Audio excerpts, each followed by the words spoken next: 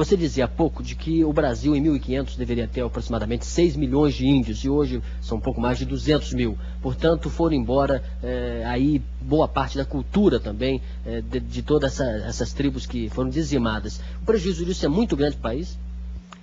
Aliás, eu me lembrei que eu fiz um filme sobre índios, sim, chamado Pindorama, que na linguagem indígena quer dizer Terra das Árvores Altas, que era o nome que se dava ao Brasil antes do descobrimento. É um filme que tinha índios, tinha negros de quilombos, etc. Foi uma espécie de pré-quilombo, um filme que eu fiz em 71. Foi o primeiro filme de longa-metragem que eu fiz, inclusive de ficção, que eu fiz na época aí. E eu me lembrei disso. Mas, quer dizer, a história do Brasil é uma história de extermínios sucessivos. Eu não sei, isso eu ouvi na televisão o Orlando Vilas Boas falando sobre o extermínio dos índios, que é um negócio apavorante. De modo que isso daí é terrível, né? É terrível o negócio do extermínio dos índios, mas também existe eu gostaria de ver o movimento ecológico brasileiro. Eu não posso falar porque eu não sou do Partido Verde, eu não conheço direito o movimento ecológico brasileiro, mas às vezes me dá a sensação que tinha que ser mais articulado com a miséria do capitalismo. Eu acho que às vezes me dá a sensação de que existe um pouco de ingenuidade no movimento ecológico brasileiro.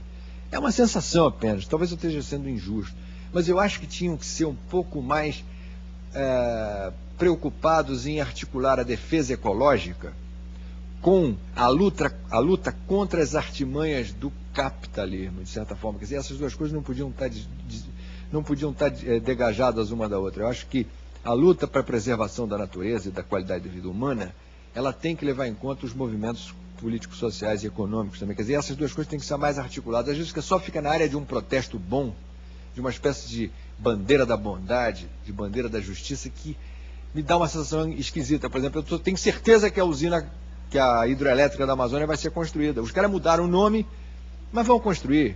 Vão construir, quer dizer, então, eu tenho medo disso. Quer dizer, eu gostaria de ver o movimento ecológico mais matreiro, menos, talvez até, quer dizer, mais maduro no sentido de ter uma estratégia de luta mais dura, né? Veja, boa, a representação parlamentar dos ecologistas é muito pequena ainda, né? Pelo menos aquelas pessoas que defendem aguerridamente essa tese. E essas pessoas estão levando esse questionamento para o parlamento, apesar de ser ainda reduzido. Mas eu gostaria que fosse uma coisa mais ampla, é isso?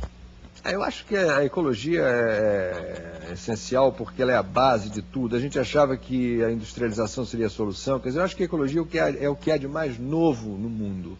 Eu acho que a ecologia, a consciência ideológica, ela vai se desenvolver ainda muito. Ela vai ser talvez a ideologia do futuro. Porque quando se pensou no socialismo, na ideia de socialismo, não se tinha ainda clareza ecológica. Quando o capitalismo se desenvolveu, não tinha nenhuma. Quando o socialismo se desenvolveu, também não tinha. Né? Quando as lutas políticas se desenvolveram, não se tinha muito essa consciência. Hoje em dia, nota-se que trata-se da sobrevivência da raça humana sobre a Terra. Então, isso vai além da organização social. Não há nenhuma organização social que possa se programar ou se planejar sem levar em conta esse objetivo. A própria arte, o que é arte? A arte não é uma tentativa de preservação da natureza? No seu sentido mais formal, porque a arte é a única coisa que nos religa com uma certa origem natural que a gente teve.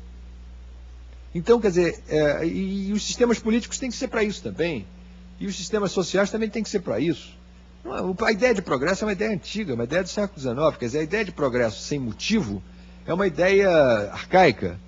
A ideia de crescimento sem limite é uma ideia absurda. O crescimento não pode ser crescimento pelo crescimento. O crescimento tem que ser com uma finalidade qualquer ecológica.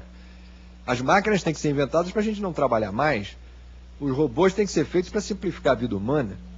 Quer dizer, então, essa consciência de como adaptar, porque o próprio capitalismo está com medo, porque, apesar de ser um sistema acéfalo, assim, sem planejamento, etc., mas é um sistema que por um lado, é muito sofisticado, e ao mesmo tempo é muito efervescente em matéria de ideias. Quer dizer, o capitalismo promove um pensar, uma reflexão muito grande também. E o capitalismo está alarmado porque está vendo que o preço que está pagando pelo progresso é a destruição do mundo. Então, o capitalismo sem mundo não é capitalismo, né?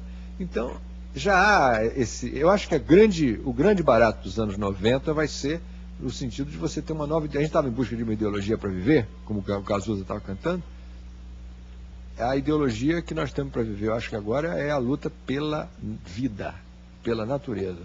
E no caso do Brasil, existem duas formas de lutar pela natureza, pela vida. Uma contra a miséria, que é a maneira de lutar nossa, dos latinos, né? E a outra é contra excesso de sofisticação e progresso. Agora, ambas têm que convergir para uma ecologia, para uma coisa ecológica, né? Quer dizer, eu acho que a miséria é antiecológica e o progresso excessivo também. Muito obrigado, Arnaldo Jabbour, por essa entrevista. Obrigado a você também. Na próxima semana, mais uma entrevista aqui no programa Baleia Verde. Até logo.